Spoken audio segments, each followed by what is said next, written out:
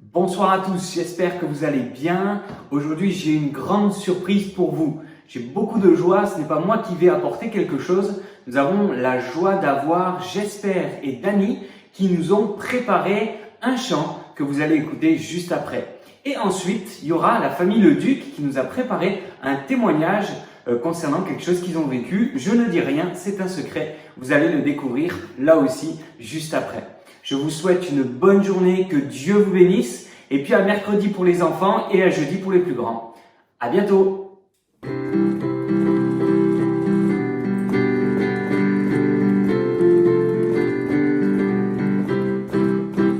Je suis assise sur le roc. Je suis assise sur le roc. Je suis assise sur le roc. Et le roc, c'est Jésus. Je suis assise sur le roc. Je suis assise sur le roc. Je suis assise sur le roc, et le roc, c'est Jésus. La tempête est venue, les vents ont soufflé, Rien à faire, les chiens tempérés, orage égale les pluies vertes. rien à faire, L'ennemi a grondé, sur moi c'est des chaînes et mers. rien à faire. Ma maison a résisté. Je suis assise sur le roc. Je suis assise sur le roc. Je suis assise sur le roc. Et le roc, c'est Jésus. Je suis assise sur le roc. Je suis assise sur le roc. Je suis assise sur le roc. Et le roc, c'est Jésus. La tempête est venue, les vents ont soufflé. Rien à faire, Les chiens tempérés, orage grêle les pluies vertes. rien à faire, L'ennemi a grondé, sur moi c'est des chaînes et mers. rien à faire. Ma maison a résisté. Oh yeah! Je suis assise sur le roc. Je suis assise sur le roc. Je suis assise sur le roc. Et le roc, c'est Jésus.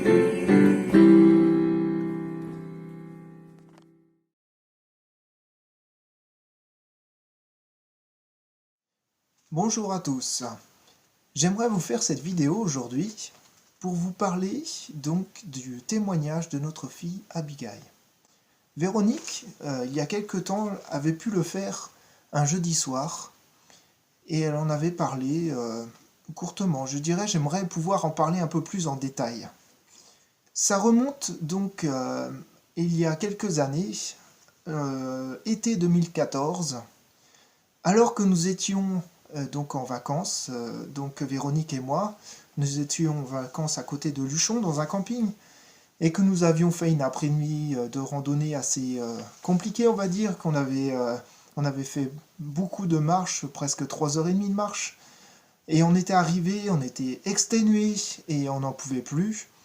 Et le soir, donc, on arrive et je vais pour lire la parole, je me mets dans ma voiture et là je me mets à lire donc 1 Samuel 25 et donc je lis l'histoire de Abigail et Nabal et puis je lis et plus je lisais et plus je me disais mais c'est incroyable de voir cette femme Abigail, ce qu'elle a fait pour quand elle a rencontré David, elle s'est prosternée devant lui, mais je dis mais elle est extraordinaire cette femme, extraordinaire. Et j'ai été vraiment, mais comme saisi, quelque chose de Dieu, vraiment je sentais que c'était vraiment fort, et je finis l'histoire, et quand j'arrive à la fin de l'histoire, je me dis mais, je sors de la voiture, mais vraiment avec une joie, et je vais voir comment Véronique qui était donc dans la tente en train de se reposer après cette longue randonnée qui avait été difficile, et j'arrive dans la tente et je lui dis mais si on a une fille, elle s'appellera Abigail. Et c'était clair dans ma tête, c'était vraiment clair. C'est vrai que c'est pourtant pas ça qui me préoccupait le plus à cette époque, puisque ça faisait une année qu'on essayait d'avoir un enfant et qu'on n'avait pas encore eu. Mais ça m'est venu un peu comme de nulle part. C'était ça qui était un peu plus étonnant. Et les années sont passées. Et c'est là que j'aimerais insister parce que ces années-là qui sont passées, il y a eu jusqu'à fin 2016. Fin 2016, on a donc décidé de faire une série d'examens en fait pour voir quelle est la raison qu'on n'arrivait pas à avoir d'enfants.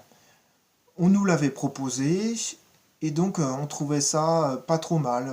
Bon, on s'est dit pourquoi pas, on savait pas trop exactement pourquoi, mais on s'est dit oui, on le fait. Alors donc on a été à Toulouse, on a fait toute une série d'examens, surtout Véronique. Et puis à la fin de tous ces examens passés, on a donc eu un rendez-vous avec le médecin, le spécialiste gynécologue, enfin, qui nous a dit, eh bien, en gros, vous, Madame le Duc, vos ovules sont pas très bonnes, et vous, Monsieur le Duc, vos spermatozoïdes ne sont pas très bons non plus. En gros, ce qu'il voulait nous dire, c'est que il était impossible quasiment d'avoir d'enfants. C'était, voilà, pour lui, il y avait très très très peu de chances d'avoir d'enfants. Donc ça a été un choc, voilà, bon. Alors on est parti de ce rendez-vous. Ah oui, il nous a proposé donc de faire, voilà, une fécondation in vitro. Voilà, donc on est parti de ce rendez-vous, on n'a rien répondu. Et puis il nous a dit de prendre un rendez-vous donc fin février. On était donc là début janvier 2016. Et donc fin février, il nous a dit de prendre un rendez-vous pour éventuellement voir pour faire une fécondation in vitro, etc. Donc sur le coup, un peu choqué, on a pris ce rendez-vous. On est arrivé dans la voiture, quand on est sorti de l'hôpital. Donc un peu, voilà, un peu sous choc, voilà, se dire ben, on n'aura peut-être pas d'enfant. Et j'étais vraiment travaillé par quelque chose. C'est par justement déjà par cette parole que j'avais reçue vraiment quand j'avais lu la parole. Donc pour moi c'était clair. On aura une fille en 2014 quand je l'avais reçue. On aura une fille, elle aura le nom d'Abigail. C'était clair dans ma tête, c'était voilà. Donc quand nous étions dans la voiture, j'ai eu vraiment cette parole qui m'est venue à cœur, vraiment fort. J'ai dit clairement à Véronique, j'ai dit, avant ce rendez-vous fin février, donc pour la fécondation in vitro, tu seras enceinte. On n'ira pas à ce rendez-vous, on va l'annuler et tu seras enceinte. C'est pas mon genre, comme vous connaissez, c'est pas mon genre de dire des choses comme ça, mais ce jour-là, c'était vraiment fort.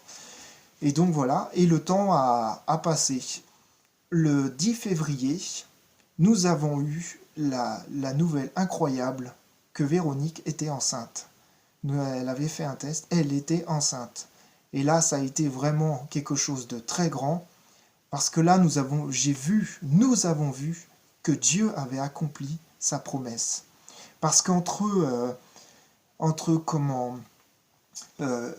le 29 août 2014 où j'ai reçu donc ce prénom d'Abigail et le 10 février donc 2017, il s'est passé 2 ans et 5 mois passés, donc c'est long.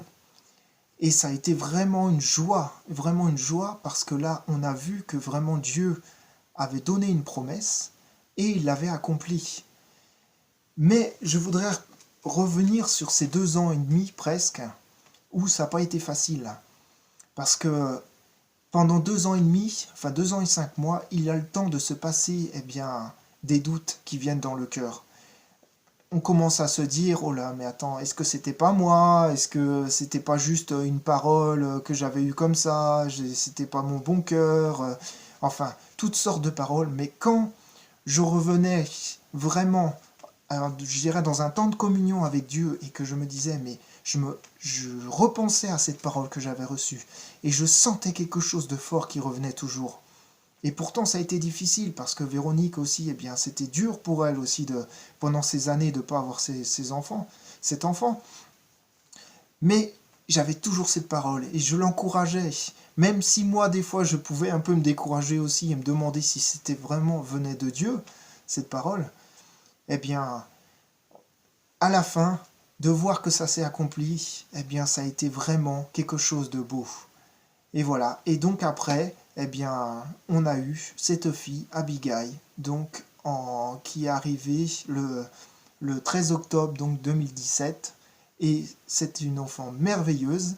Et donc à la suite, nous avons eu, eh bien, il y a quelque temps, eh bien là, il reste encore quelques jours pour que, eh bien, notre deuxième fille, donc ce deuxième miracle, puisse arriver.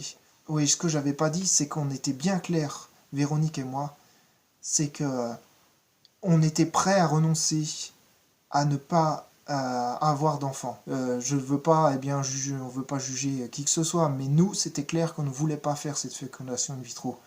On préférait donc renoncer à avoir des enfants, mais on ne voulait surtout pas faire ça. Et donc, c'était vraiment une notion de foi. On prenait vraiment donc un risque. Dans la foi, il y a toujours un risque et de ne pas avoir d'enfants. Mais au final, eh bien, Dieu a vu notre foi et il a vu le risque qu'on prenait. S'est vraiment appuyé sur lui et je crois qu'il a vraiment agréé cette foi et donc on a eu directement le mois d'après. Il n'a pas attendu 2 ou 3 mois après. Le mois d'après, tout de suite après, eh bien, Véronique était enceinte. C'est extraordinaire et je crois que vraiment, eh bien, comme elle nous dit la parole, heureux ceux qui se confient en l'Éternel, heureux ceux qui s'appuient sur l'Éternel, car eh bien, ils sont heureux. Et voilà.